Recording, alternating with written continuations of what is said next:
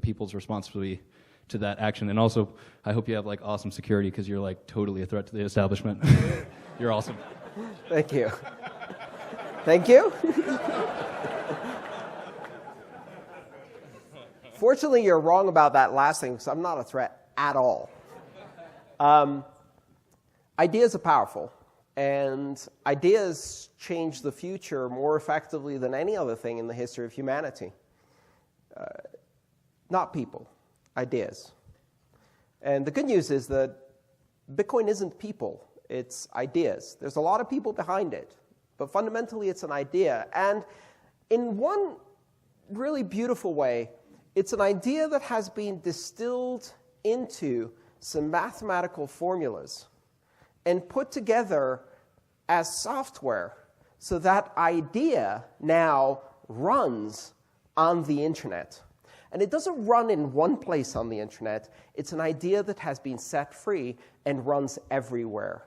And it's an idea that, now that it's a bit better understood, is so simple to implement that among the hundreds and hundreds of people who contribute to this code, there are people who could pick up this idea and recreate it in a weekend and write that code all over again in a variety that we've never seen before, which makes this idea very, very dangerous because it's an idea that's completely unstoppable. Now, governments have a problem with unstoppable things, primarily because their general application of power is to stop things.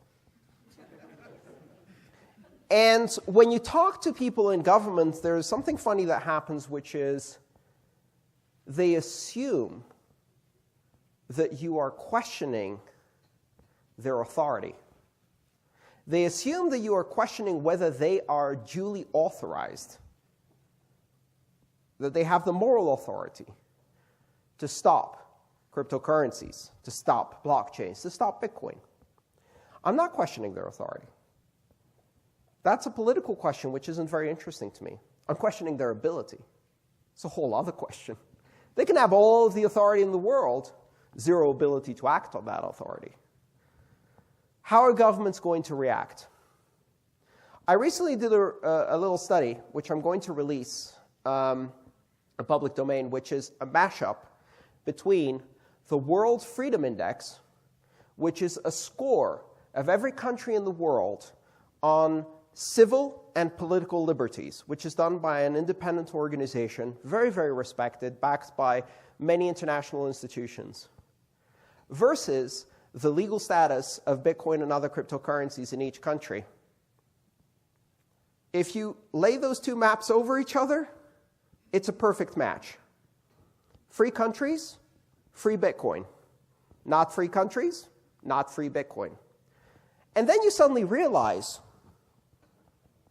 Bitcoin isn't being tested by governments. Governments are being tested by Bitcoin. It forces them to reveal their true colors. Countries that do not respect the individual freedoms of their own citizens are against cryptocurrencies. Countries that do respect the individual freedoms of their citizens support, or at least allow, or they think they allow, cryptocurrencies to continue. And so what's really interesting is that when you have an idea that is powerful and freeing, that idea is like a mirror you put up to your government, and you see what's reflected back. What system of government do you have? Well, here's a litmus test.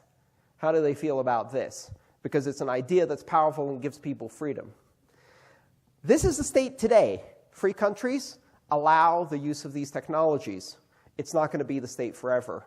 And the reason is that this is an idea that's very powerful and very freeing. And so even governments that appear to be free will be challenged by this test. And eventually they will fail it. They won't fail it now when things are hunky-dory.